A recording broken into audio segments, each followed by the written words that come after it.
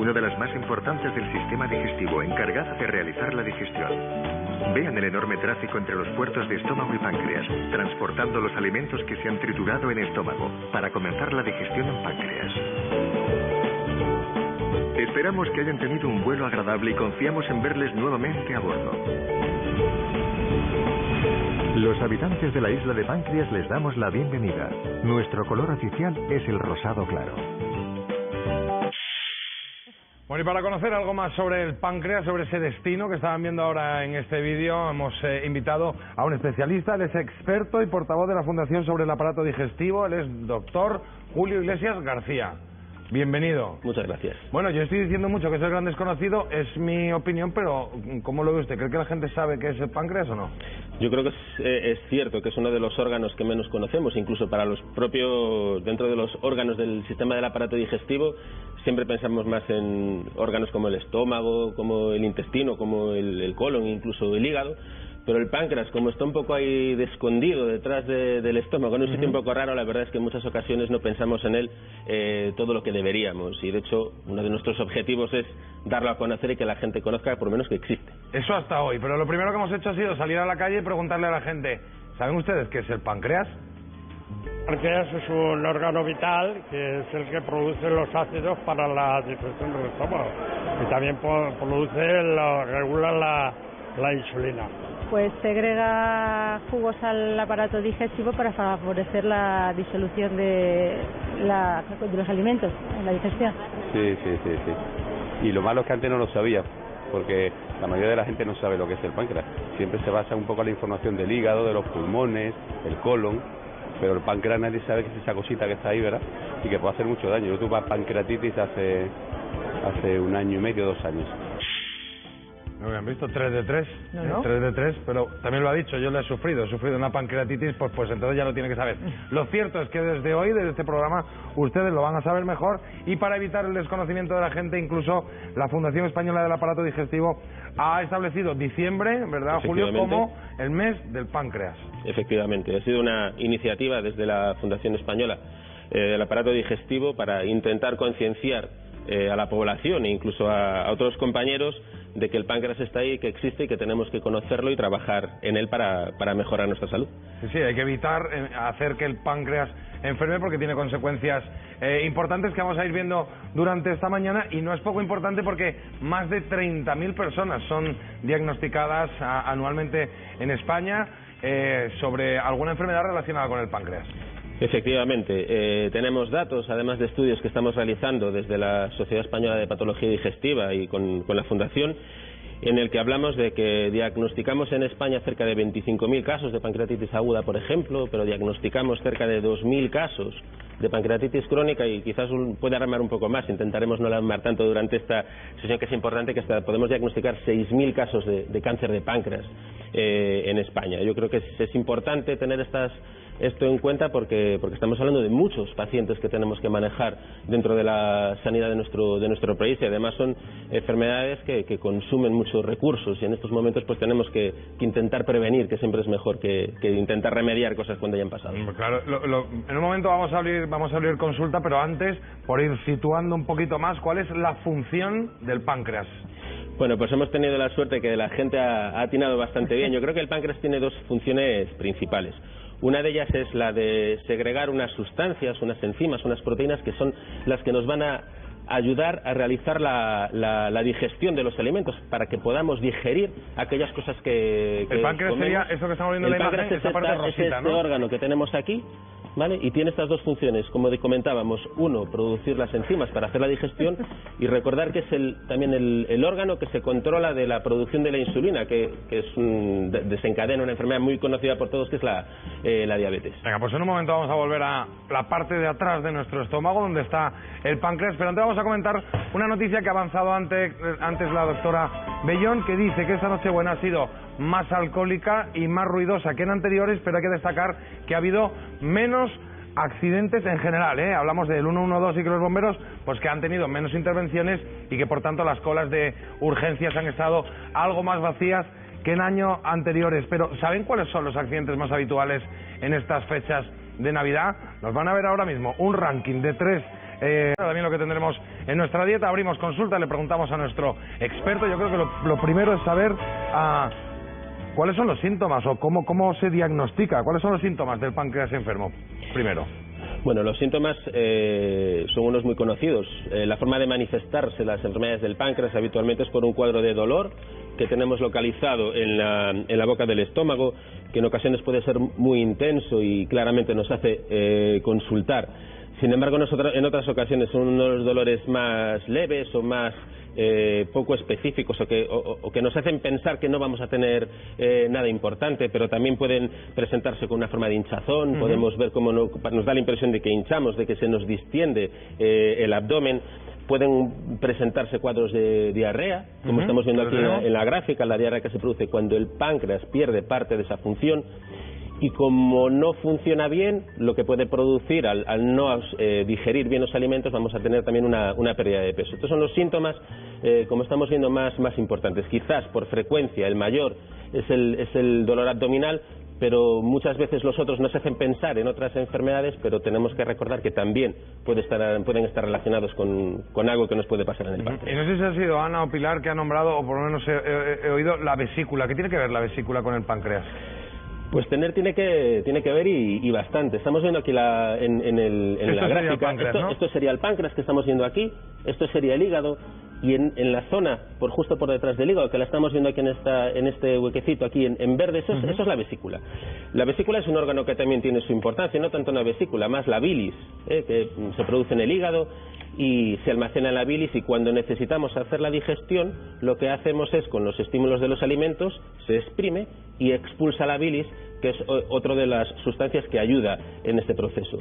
La relación está que cuando se producen, por ejemplo, piedras en la vesícula, que es donde está la relación entre el páncreas y la vesícula, a veces cuando se forman piedras y estas piedras salen de la vesícula, se puede atascar el conducto biliar, que es por donde va la bilis hacia el intestino, porque tenemos que tener que hay una cosa muy importante, que por donde sale el jugo del páncreas y por donde sale el jugo de la bilis es por el mismo sitio. Entonces a veces se pueden atascar esas piedras y por mecanismos un poco complejos se pueden producir inflamaciones agudas del páncreas, que en ocasiones pueden ser la obstrucción de la salida efectivamente de una puede alterar efectivamente el otro organismo, el páncreas. Sí, por fenómenos de obstrucción se va a producir una inflamación aguda del páncreas, y esa es la relación que tenemos más clara entre la vesícula y el páncreas en cuanto a las enfermedades que podemos encontrar. Pues vamos a ver qué tenemos en la farmacia para cuidar esa vesícula, Pilar. Pues sí, la verdad es que el doctor lo ha explicado fenomenal, pero voy a deciros dos palabrejas que vais a oír por ahí de vez en cuando. La pancreatitis aguda, ¿sí?, que hicimos mención antes como probablemente la enfermedad del páncreas más frecuente en nuestro país. Y las otras dos enfermedades, una es la pancreatitis aguda, hablamos de un proceso inflamatorio agudo, luego tenemos un proceso inflamatorio crónico, que es la pancreatitis crónica, y luego tenemos probablemente la más temida, que hicimos referencia antes, que es el cáncer de páncreas, que por desgracia es un tumor realmente peligroso, con un pronóstico no todo lo bueno que nos gustaría, y en lo que estamos trabajando mucho para intentar conseguir mejorar su pronóstico. ¿Y en cuanto a la diabetes? La diabetes es la parte de la enfermedad endocrina del páncreas.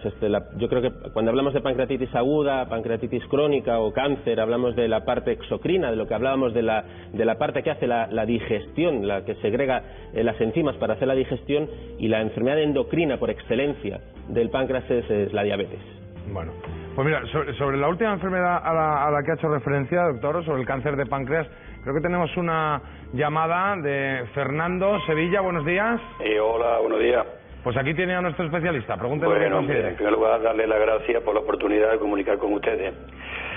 Le comento, aquí en nuestra familia, en nuestro matrimonio, se dan dos casos, mi esposa y yo. Ambos tenemos el marcador, el K19.9 elevado. Mi esposa primero se elevó, después se le fue el doble y después el triple. Le han hecho pruebas no analíticas que le ha salido esto, y le han hecho un PET y no tiene nada, ¿no? Después de hacerle otro tipo de pruebas, ecografía y demás, no tiene nada.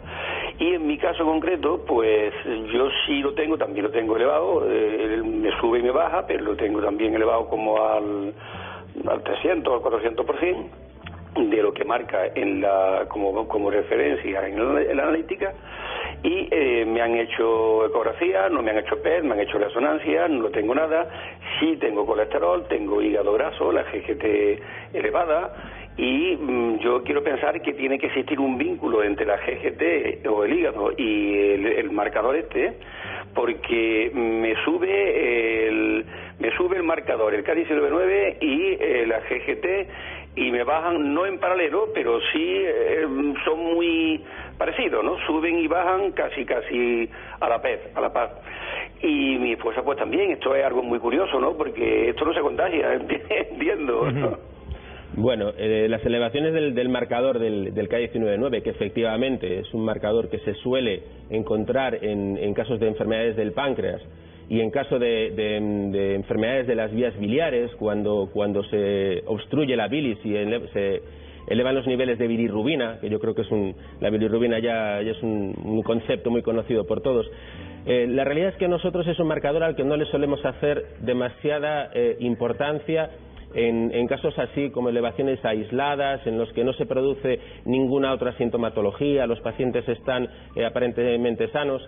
Nos obliga a realizar pruebas específicas para ver el páncreas, pero si vemos, bien por una resonancia o bien por una ecografía endoscópica, que es una prueba muy específica para ver lesiones en el páncreas, si esas pruebas son normales, nos podemos quedar absolutamente tranquilos, y una elevación sin síntomas de este marcador habitualmente no tiene no nos debería preocupar más. Otra cosa es cuando tenemos otra enfermedad ya diagnosticada y tenemos una elevación del marcador, que entonces sí que tendríamos que estudiar en detalle el páncreas. Pero una elevación, como comentaba, aislada, sin ninguna sintomatología de las que hemos comentado previamente, sí es cierto que debemos explorar el páncreas, pero si este páncreas es normal, podemos quedarnos tranquilos y no significa nada. Y que lo tenga él y su mujer, hago la pregunta a los dos, ¿es una coincidencia? Yo creo que es una coincidencia, porque evidentemente no hay relación familiar entre ellos de consanguinidad, sí. Con lo cual en realidad es una coincidencia. Ana. No, y además es curioso porque, Julio, algunos especialistas oncólogos que han pasado por el programa, ellos aconsejan que en personas sanas, que no tengan ningún tipo de enfermedad, no se pidan marcadores tumorales como cribaje, es decir, hay que pedirlos si ya tenemos la enfermedad para ver la evolución, pero muchas veces ocurre esto, que salen levemente alterados y el paciente, claro, se preocupa y muchas veces no tiene por qué preocuparse. Sí, ¿no? De hecho, es una cosa que se suele hacer y al final lo que suele hacer es sobrecargar mucho unidades. Por ejemplo, nosotros, yo que trabajo en la unidad de endoscopias del Hospital de Santiago, la elevación de marcadores como el CEA, que es el que se asocia al cáncer de colon, o el CA19-9, que es el que se asocia al cáncer de páncreas, al final nos obliga a hacer un montón de exploraciones en pacientes sanos, en los que afortunadamente, prácticamente en la totalidad de los casos, no nos vamos a encontrar nada, pero que cuando uno escucha la palabra marcador tumoral, pues es muy alarmante, ¿no? Yo creo que tenemos que quitar esa alarma, y son importantes cuando tenemos el diagnóstico de la enfermedad, pero el valor en pacientes sanos es muy controvertido. Sí. Bueno, pues le damos las gracias a Fernando de Sevilla. Esperemos que hayamos resuelto su consulta, y mucho ánimo a él y a su mujer. Pero tengo una pregunta, doctor Iglesias. ¿Duele el páncreas? Es decir, cuando voy al médico, ¿cómo nos hace el diagnóstico? Pues el páncreas duele. Uno de los síntomas... ¿Lo notaría? Más que notar, lo que notamos es dolor. El páncreas, como está metido ahí muy atrás, no es que lo notemos, afortunadamente. Mejor que no notarlo, pero sí es que produce un dolor. Es una molestia que, como comentábamos, se produce en la boca del estómago, y ese es el síntoma que tenemos. Y eso, acompañado de factores de riesgo que podemos tener, individuales o de consumos de sustancias que no son buenas, como el tabaco y como el alcohol, más los otros que comentamos previamente, como podía ser la hinchazón o la diarrea o la pérdida de peso. Eso es lo que nos debe hacer consultar, con lo cual síntomas produce y nos tiene que hacer pensar, por lo menos ir a consultar al médico. Bueno, como es el gran desconocido de lo que estamos hablando, nosotros hemos establecido una especie de semáforo, un semáforo para ver qué debemos y qué no debemos hacer para beneficiar a nuestro páncreas. En este caso vamos a empezar con lo verde, el semáforo en verde, lo que debemos hacer. En el semáforo del páncreas debemos tener un peso normal, ejercicio habitual y una dieta sana. Vamos a comentarlo.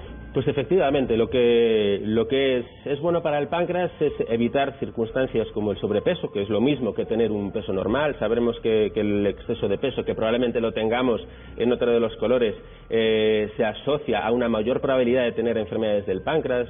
Habitualmente los pacientes con sobrepeso también tienen elevados los niveles de las grasas en sangre, que pueden desencadenar procesos de inflamación, y el sobrepeso, y esto es muy importante que lo tengamos en cuenta, aumenta de una forma significativa, lo estamos viendo aquí, el incremento del riesgo de poder tener un cáncer en el páncreas. Sí, esos serían imprescindibles, ¿no? Hemos dicho peso normal, ejercicio y dietas. Quizá algo genérico para todo el cuerpo, para cualquier órgano, pero el páncreas lo necesita. Yo creo que el páncreas es un órgano más que necesita hábitos saludables. Siempre se hablan de los hábitos saludables para nuestro corazón, para nuestro pulmón, para nuestro intestino. Pues el páncreas al final necesita unos hábitos saludables realmente muy similares que para otros órganos de nuestro organismo. Bueno, y nuestro semáforo, cuando está en naranja, es algo que, bueno, que hay que tener cuidado con eso. Es un poco redundar en alguno de los anteriores, pero es importante hacer referencia a estas dos escenas, ¿no? Efectivamente. De hecho, cuidado con ganar peso, con tener un exceso de peso, cuidado con el sobrepeso, cuidado con la obesidad. Y yo creo que habría que recomendar, y deberíamos recomendar, yendo al segundo punto, el ejercicio. Yo creo que el ejercicio es igualmente sano para el páncreas, igual que para otros muchos órganos, y de hecho hay estudios científicos que nos demuestran que el hacer un ejercicio físico moderado, tampoco vamos a pedir a la gente que se nos ponga, aquí atletas, ¿no? Efectivamente, disminuye el riesgo de tener enfermedades del páncreas, con lo cual al final está todo unido. Si hacemos un buen ejercicio tendremos un mejor equilibrio de nuestro peso. Yo creo que al final es hacer unos hábitos de vida saludables, y para el páncreas es lo que necesitamos para mantenerlo sano y funcionando, que es importante. Eso es lo que intenta cada día transmitirnos la doctora Bellón, porque entiendo que vigilar el exceso de peso es fundamental, ¿no? Mira, una persona con exceso de peso, aparte de que come más grasas, como tú bien decías, Julio, una persona con exceso de peso o sobrepeso o obesidad tiene resistencia a la insulina. ¿Qué significa esto? Que el páncreas produce... La doctora Bellón, porque entiendo que vigilar el exceso de peso es fundamental, ¿no? Mira, una persona con exceso de peso, aparte de que come más grasas, como tú bien decías, Julio, una persona con exceso de peso o sobrepeso o obesidad tiene resistencia a la insulina. ¿Qué significa esto? Que el páncreas produce insulina, pero que la insulina no lleva a cabo su acción correctamente en los órganos periféricos. Por tanto, el páncreas tiene que generar más insulina. Estamos sobrecargando, dándole más trabajo a nuestro páncreas, y al final, pues claro, si le damos más trabajo, evidentemente puede degenerar. Hacer ejercicio lo que supone es que esa insulina mejore su función. Por tanto, hay que perder peso, que es todo lo que decimos todos los días aquí. Estar equilibrados. Claro que sí, habíamos visto semáforo en verde, semáforo en naranja, vamos con el rojo. Esas cosas que no debemos hacer, que son estas. Todos los días aquí. Estar equilibrados. Claro que sí, habíamos visto semáforo en verde, semáforo en naranja, vamos con el rojo. Esas cosas que no debemos hacer, que son estas, doctor. Pues sí, otra de las cosas que sabemos dentro del concepto de la dieta saludable es que el tomar poca fruta no es bueno para nada, pero para el páncreas tampoco. De hecho, al revés, si lo convertimos en el semáforo en verde, lo que sí que sabemos es que aquellos pacientes, aquellas personas, porque es mejor que hablemos de personas, aquellas personas que toman fruta de forma habitual, lo que vamos a conseguir es que tengan menos riesgo, por decirlo así, va a disminuir, por ejemplo, el riesgo de tener un cáncer en el páncreas. Y el problema de la dieta a base de desnatados, yo creo que es una cultura que tenemos que intentar cambiar. El quitar toda la grasa de todos los alimentos, yo creo que no es del todo correcto. El páncreas, aunque sabemos que la grasa puede ser un poco dañina en algunas circunstancias, al final la necesita.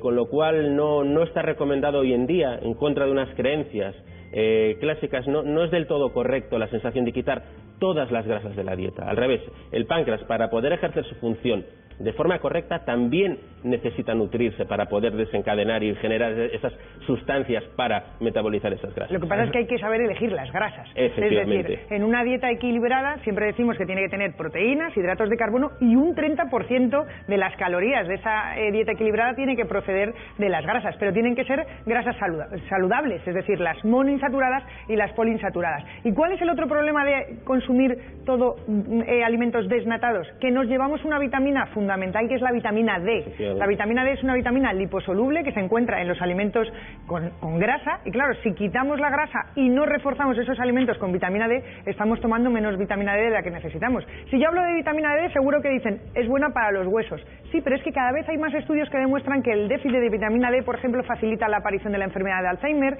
facilita otras muchas enfermedades, como una disminución del sistema inmunitario, o incluso facilita que pueda aparecer un cáncer de páncreas, que al tema de hoy nos viene muy bien al pelo, ¿no? Por tanto, hay que tomar poca grasa, pero hombre, no hay que tomar cero grasa, eso es contraproducente. Está viendo la imagen del semáforo, digo, alguien que se acaba de incorporar en casa, que no piense que estas son las recomendaciones, que estamos en semáforo en rojo. Esto es lo que no hay que hacer. Hay que tomar fruta y hay que hacer una dieta que no sea todo desnatado, ¿no? Que es un poco lo que estábamos hablando de la cultura que tenemos ahora de los desnatados.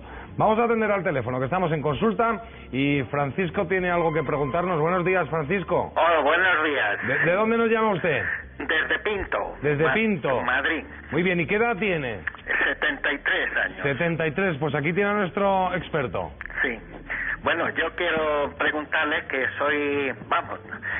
soy diabético, me pincho 2 veces al día la insulina, por la mañana y por la noche, y en la comida de a mediodía y la cena, pues tomo un vasito de esos pequeños de café, un vasito de vino. Un vasito de vino es lo que toma, pero el tamaño de café, ¿no? Un chatito de vino. Tamaño de café, eso pequeñito. Y quiero saber si me perjudica o no me perjudica. Doctor.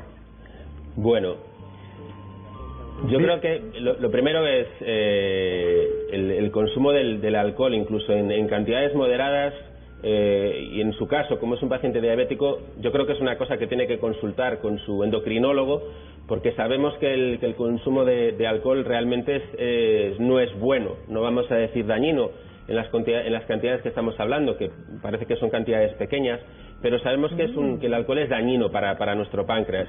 En un paciente diabético, como puede ser su caso, insulinodependiente, que probablemente tenga un problema en el páncreas, es discutible que podamos recomendar como saludable el tomar un poquito de vino, aunque sea poquito. De todas maneras, yo creo que esto es una cosa que tenemos que individualizar en función de cada paciente. Si estuviera usted en mi consulta con lo que me comenta, yo le recomendaría no tomar, poder cambiar. Nada de vino, ni para aquí, para el saborcito.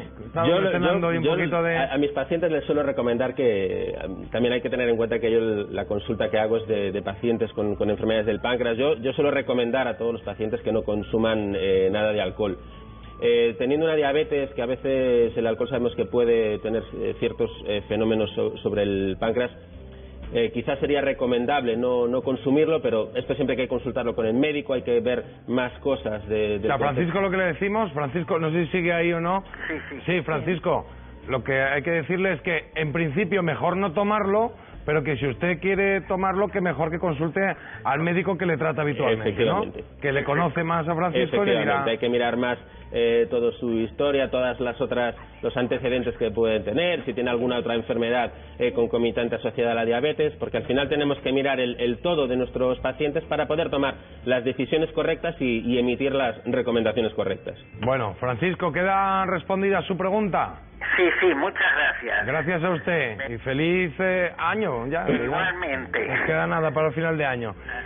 Bueno, pues ahí queda eso. Claro, es que lo de tomar un poquito de vino, cuando dices un poquito piensas que esto es como los que yo solo fumo los fines de semana, es como mucho mejor si no fumas, ¿no? Claro, y además hay el problema que probablemente no es el caso de Francisco, pero hay muchas veces que uno empieza por fumar un cigarro o por tomar un vino, y probablemente si fuera un único cigarro y un único vaso de vino, pues es posible que no pasara nada. Bueno, en cierta manera el doctor está respondiendo ya a nuestro último color del semáforo, porque ustedes dirán, rojo, amarillo y verde no hay más. Sí, hemos puesto uno morado, que esto es lo que jamás, nunca hay que hacer, va totalmente directo en contra de nuestro organismo en general, pero del páncreas en concreto. Especialmente del páncreas. ¿Qué es, por ejemplo?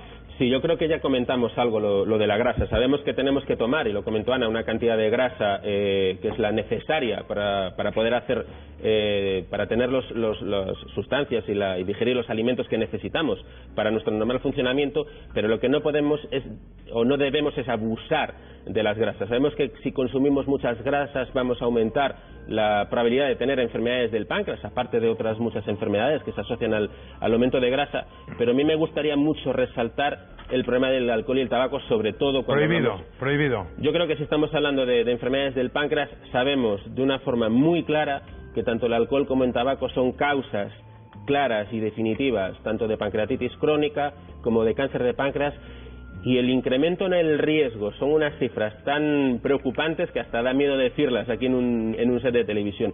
Pero para que se haga un poco la gente la idea, la combinación de consumir alcohol y tabaco puede aumentar hasta 20 veces el riesgo de tener un cáncer en el páncreas. 20 veces. No es para alarmar, porque no tenemos que ser No, pero está bien avisar. Pero el mensaje lo tenemos que enviar. Bueno, pues miren, en vez de un vasito de vino, como le pasaba a Francisco, un vasito de mosto, ¿no?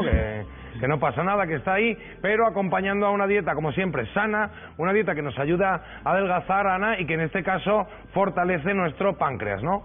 Sobre todo lo protege, porque hemos elegido alimentos, bueno, que sean bajos en calorías, claro está, y además que los vamos a cocinar de una manera saludable, pero que tienen esos micronutrientes que vienen... Y que en este caso fortalece nuestro páncreas, ¿no? Sobre todo lo protege, porque hemos elegido alimentos, bueno, que sean bajos en calorías, claro está, y además que los vamos a cocinar de una manera saludable, pero que tienen esos micronutrientes que vienen muy bien para que nuestro páncreas funcione correctamente. Y realmente, si nos fijamos sobre todo en la función endocrina del páncreas, en la secreción de insulina, uno de los micronutrientes que mejor le viene es el que yo tengo en mi primer mantel, que es el cromo. El cromo va a ayudar a la insulina a ejercer correctamente su función cuando se une con sus receptores, es decir, va a facilitar el que el azúcar pase desde la sangre adentro de las células para de esa forma poder metabolizarlo.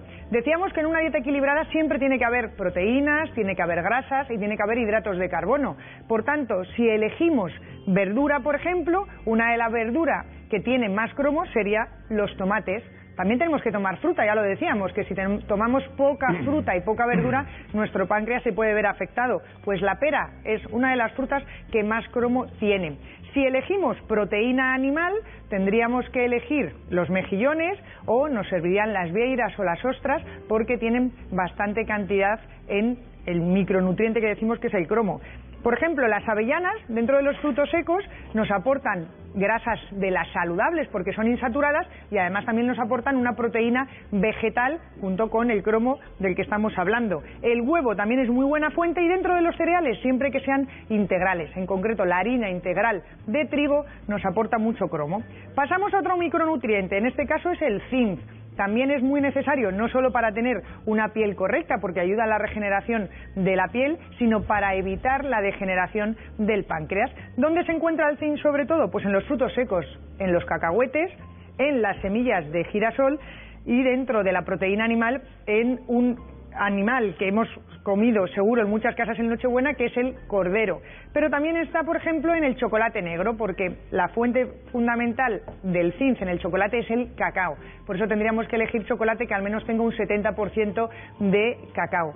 Pasamos al siguiente mantel, donde tenemos el selenio. El selenio es uno de los mejores antioxidantes que hay y es un mineral muchas veces olvidado, pero que tiene muchos beneficios para nuestra salud. ¿Y dónde encontramos selenio en grandes cantidades para cubrir el 100% de las CDRs, de la cantidad diaria recomendada? Pues también en los frutos secos, en las almendras, las nueces, también muy consumidas en Navidad, las semillas de calabaza, pero tenemos dos complementos que son el germen de trigo y la levadura de cerveza, que tienen mucha riqueza, no solo en selenio, sino en que consumen poco, pero en el desayuno una cucharada de germen de trigo o de levadura de cerveza, les aseguro que nos ayuda a tener correctamente suplementado nuestro organismo. Y pasamos a la sección de vitaminas. Comenzamos con la vitamina C. Sabemos que es también una potente vitamina antioxidante, pero lo que ocurre es que la vitamina C es hidrosoluble. ¿Qué significa esto? Que el organismo tomamos vitamina C, la que necesita se la queda, pero la que no necesita la eliminamos a través de la orina. Por tanto, siempre, todos los días tenemos que tomar alimentos ricos en esta vitamina. Están en las frutas y en las verduras. Por tanto, si cumplimos la recomendación de la OMS de tomar 5 raciones de fruta y verdura al día, tendríamos cubiertas las necesidades de vitamina C. Y hay algún estudio que demuestra que los diabéticos que toman suficiente cantidad de vitamina C muchas veces necesitan disminuir a la mitad la cantidad de insulina que se tienen que pinchar. Y nos centramos también en la vitamina A y la vitamina E. Estas en concreto son liposolubles, por tanto no habría que tomarlas todos los días porque se acumulan en la grasa, como ocurre con la vitamina D de la cual hablábamos antes. La vitamina A está sobre todo en los vegetales de color naranja o en los vegetales de color verde, como por ejemplo las espinacas. Y una fuente animal de vitamina A es el hígado. El hígado, ya puede ser de cerdo o de cualquier otro animal, nos aporta una gran cantidad de retinol, la forma animal de la vitamina A. La vitamina E, otro potente antioxidante, se encuentra sobre todo en los frutos secos también, almendras y pipas de girasol, o en el pimentón o la pimienta roja. Nos aporta mucho sabor y nos está aportando mucha vitamina E. Y por último termino con la vitamina B12, fundamental también para un buen funcionamiento de nuestro páncreas. Esta vitamina B12 se encuentra sobre todo en alimentos de origen animal, la carne roja, los huevos, los productos lácteos. ¿Y por qué insisto en esto? Porque los vegetarianos estrictos, es decir, los veganos, los que no toman absolutamente nada de carne animal, pero tampoco leche ni huevos, pueden tener la posibilidad de tener una deficiencia de vitamina B12 y hay muchas veces que se la tienen que pinchar. Por tanto, vamos a comer de manera ordenada, sin que falte ningún micronutriente en nuestra alimentación y no solo perderemos peso, sino que protegeremos nuestro páncreas, Jota. De esto tenemos que hablar algún día, de la comida de los veganos, Ana. Y también te tengo que decir que alguien nos escribía por redes sociales y nos decía que muy bien la explicación de lo del atragantamiento que has hecho antes y más de cara al día 31, que nos tenemos que comer las uvas y con las risas y tanta historia, de repente se nos queda aquí la uva. Vamos a ir en un momento a farmacia, pero tenemos este mensaje. Doctor, para usted, ¿cómo afectan los medicamentos a nuestro páncreas? José de Valencia nos pregunta. Bueno, pues sí es cierto que hay algunos medicamentos que pueden inducir procesos de inflamación en el páncreas. Afortunadamente no son muchos, pero sí hay algunos que sí que son bastante conocidos, ¿no? Uno, simplemente para contestar a José, a farmacia, pero tenemos este mensaje. Doctor, para usted, ¿cómo afectan los medicamentos a nuestro páncreas? José de Valencia nos pregunta.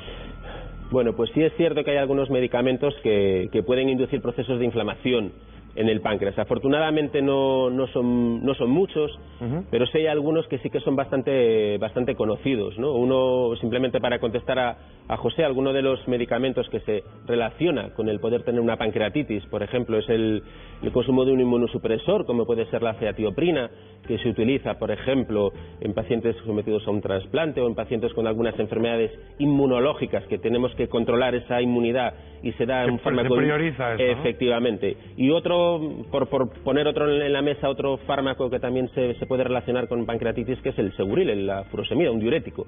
El resto son fármacos más poco conocidos, por ejemplo, fármacos para el tratamiento del VIH y del SIDA. Pero sí es cierto que hay una serie de medicamentos que están relacionados con el desarrollo de procesos inflamatorios en el páncreas.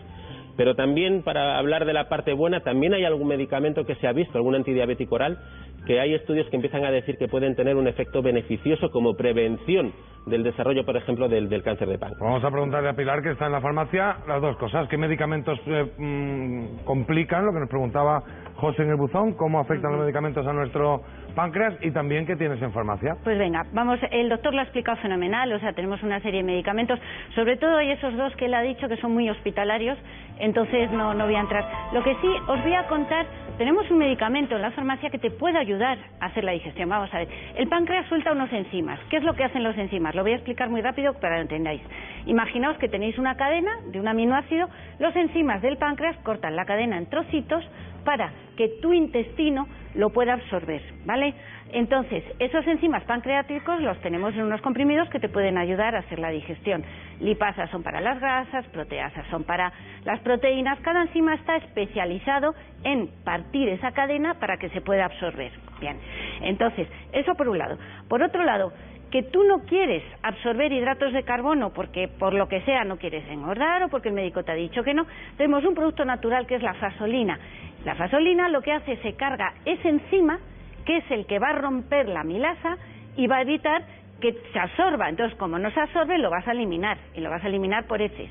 Otro producto, también muy famoso, que va a evitar que se rompan las grasas, es el Orlistat. El Orlistat actúa a nivel de las lipasas, que son las enzimas que rompen la grasa. Entonces, el 30% de las grasas que tú tomas no las metabolizas, no las absorbes y las eliminas por heces. Entonces, aquí tenemos dos productos que van a evitar que tú absorbas esos dos principios activos. Pero me voy a parar un poquito en el tabaco. El doctor antes lo ha dicho. Mirad, de los cánceres de páncreas, el 20-30% de los causantes del cáncer de páncreas, 20-30%, la culpa la tiene el tabaco. O sea, no estoy diciendo ninguna tontería. Te diagnostican un cáncer de páncreas y el 20% de esas personas es porque son fumadores.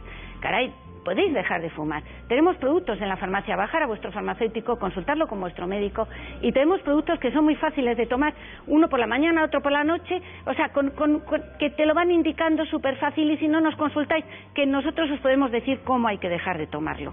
Pero dejar de fumar porque os la estáis jugando.